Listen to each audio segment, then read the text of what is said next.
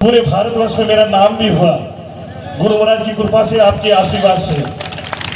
आज पूरे भारत के अंदर हमारे गुरु महाराज का डंका बनता है और आपके आशीर्वाद से पूरे विश्व में मेरा नाम भी हुआ है सनातन धर्म को आगे बढ़ाने के लिए। मैंने मगर जो प्यार आप लोगों से मैंने पाया है और आप लोगों ने मुझे सिखा के यहाँ से भेजा है, क्योंकि भजन घर के गांव में करना खाने का काम नहीं है, और जो मैं भजन कर रहा हूँ इस गांव में बैठ के, वो सिर्फ आपकी ही कृपा है और आपके ही आशीर्वाद, माता पिता आप लोगों का आशीर्वाद से ही मैं इस खीवेल गांव में बैठा हूँ। अगर आपका मुझे स्नेह और भाइयों का प्यार और माता बेटों का प्यार हमें ना मिला होता तो शायद मैं खीवेल गांव में नहीं टिक पाता, क्योंकि खीवेल गांव होता है। क्योंकि खीवेल गांव में अगर मुझे मेरे साथ बड़े लोग, मेरी माताएं बहनें सब बोल सकती है, अगर मैंने कोई ऐसे कार्य किया होता तो सब बोलते किसका बेटा के शांति हुआ का बेटा वो ऐसा कार्य करता है। मैंने भी आप लोगों को कभी नीचे नहीं दिखाया, ना दिखाऊंगा जिंदगी भर।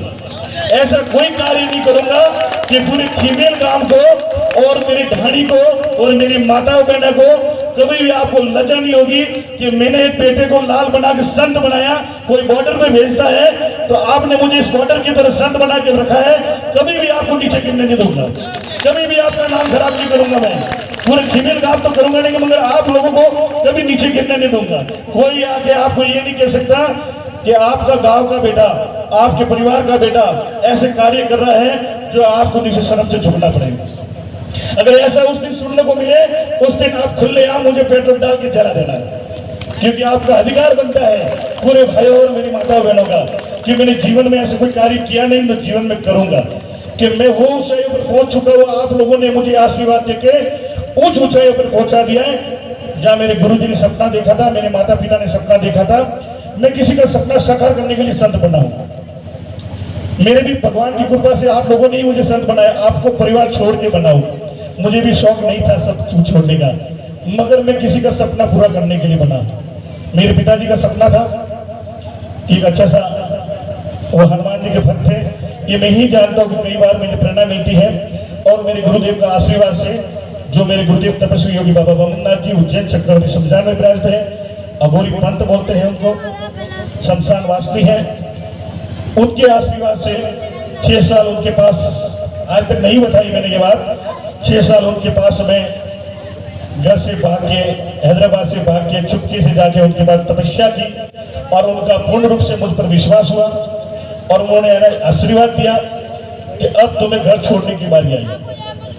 मैंने कई बार कहा कि मुझे साधु नहीं बनना है गुरुदेव, मगर गुरुदेव ने ऐसा पलड़ा कर दिया मेरे ऊपर कि मुझे संत बनना ही पड़ा। मैं कोई मजबूरी में नहीं बना या कर्ज होकर नहीं बना या दुकान में कोई छोरी लपेट करके मैं संत नहीं बना। मुझे संत बनना है तो इसीलिए बना कि मैं माताएं बहनों की सेवा कर सकूं। और मैं आज आप लोगों ने मुझे माइक मेरे भाई लोगों ने दिया और मेरे इंतजार भी काफी 1 बज गए रात को और मुझे भी भजन का समय हो गया, क्योंकि आप लोगों का प्यार इतना मिलता है कि इस राजस्थान के पूरे क्षेत्र में जहां भी कोई हिंदू धर्म का कार्यक्रम होता है तो आपके इस लाडले बेटे को जरूर वो लोग मुझे बुलाते हैं, जहां भी हिंदू। इसलिए मैं आप लोगों को एक संदेश देना चाहता हूं। आपने अगर मुझे माइक दे ही दिया तो मेरी माताएं बहनों को कहता हूं कि आप जितना कपड़ा अच्छा पहनो, हमें कोई दिक्कत नहीं है आपसे। जितना श्रृंगार करना है उतना श्रृंगार करो, हमें कोई दिक्कत नहीं है, मगर अपने शरीर का अंग प्रदर्शन कभी मत करना। और जो आज का फैशन चल रहा है, जो सोशल मीडिया का, जो आप ट्विटर फेसबुक पर अपनी गंदी गंदी फोटो डालना, फटे हुए कपड़े पहन के, और जो शरीर का अंग प्रदर्शन करते हो, जो विदेशों में बैठ के, जो कई लोगों में बैठ के हिंदू धर्म को परिवर्तन करना चाहते हैं। इसलिए मेरी माताओं बहनों, कहीं देख लेना आपने दिल्ली में जो 16 चाकू फूके मेरी बेटियों के पेट में और 35 टुकड़े भी हो गए हैं मेरी बेटियों के। इसलिए इस लव जिहाद में कोई मत फंसना, क्योंकि आने वाला समय इतना खराब है। इसलिए आप अभी से जागृत हो जाइए, क्योंकि आप मातृभूमि हो, क्योंकि आप 20 साल 25 साल माता पिता तुमको बड़ा करती है। एक माँ का उधर जाके कितना माँ को दुख होता है जब वो माँ रोती है आपके सामने और बाप गिड़गिड़ाता है कि बेटे मेरी मान जाओ और ऐसा करके मत करो। उस समय पूछना अपनी माँ से, क्योंकि ऐसे केस मेरे पास दिन के 1000 केस आते हैं जो किसी की लड़की भाग जाती है और उनके माँ बाप मेरे सामने आके रोते हैं।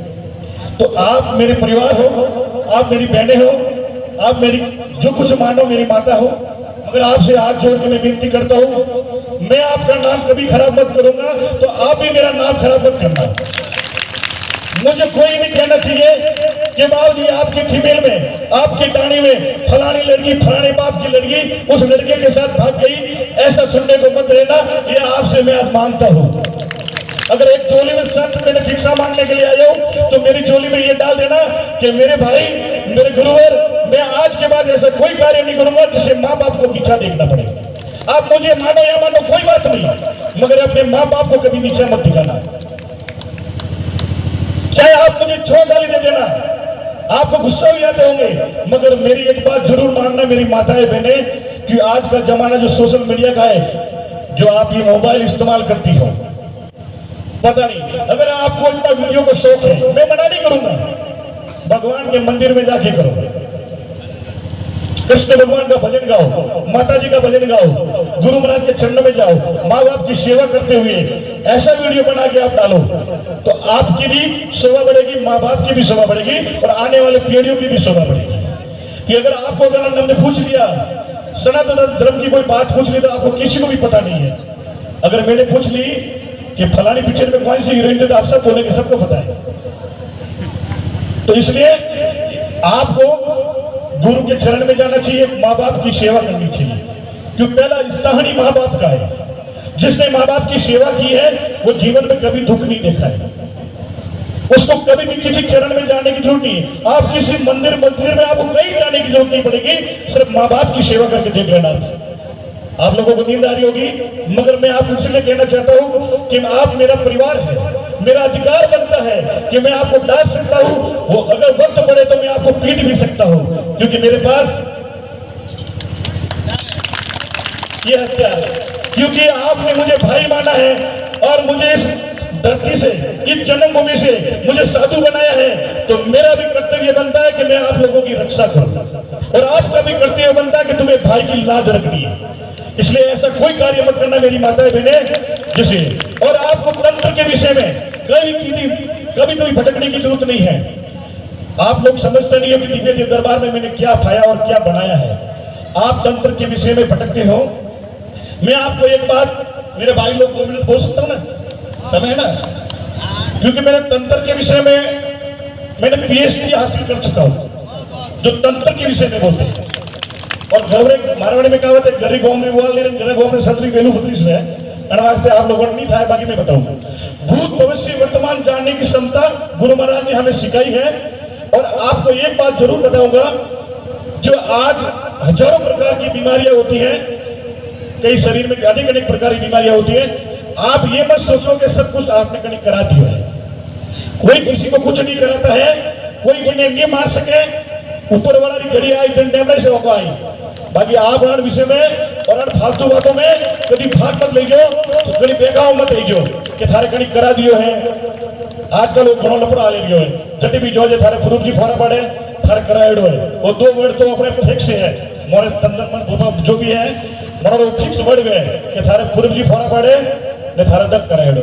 अब करायो गणे नक्कियो पूरे फोरा पड़े वो करनी ठानी अनवास्ते संसार में सनातन धर्म की पूजा कर दो, साधु संतों ने मान जो, गौ माता की पूजा कर जो, और अपने इष्ट की पूजा कर जो, तो आपने कभी मंदिर जाने की जरूरत नहीं पड़ेगा। सुबह उठने माताएं बहने जो छोटे छोटे मेरे नन्हे गोपाल हो, अपने को बड़े को जो प्रणाम करना, अपने जो भी संत आए उनको प्रणाम करना, रोज आप ये गुड मॉर्निंग मॉम ये सब छोड़ देना है। जय श्री राम बोलो, कृष्ण बोलो, जय श्री कृष्ण बोलो, राधे राधे बोलो, कुछ तो सीखो सनातन धर्म के, नहीं तो आने वाली पीढ़ी आपकी बिगड़ जाएगी। हम तो कह के चले जाएंगे, मगर आप लोगों की भी जिम्मेदारी बनती है कि कुछ बनना है। कई भाई को भी, सब भाइयों के लिए भी बोलता हूँ कि आपकी भी पूरी जिम्मेदारी बनती है इस बहनों की रक्षा करने के लिए, जो आपके कलाई पे इन लोगों ने राखी बांधी है। आपकी पूरा अधिकार बनता है कि आपको भी इस बहनों के सामने जो भी आग उठा के दिखे, अपनी नजरों को काबू कर देना, पहले अपनी नजरों को काबू करना, और दूसरा कोई आग उठाए उसकी आग निकाल देना।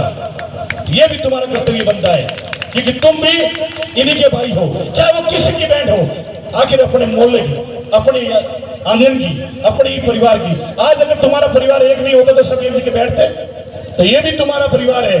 इसलिए मेरे भाइयों को भी बोलना चाहता हूँ कि इसको भी आपको ध्यान रखना है।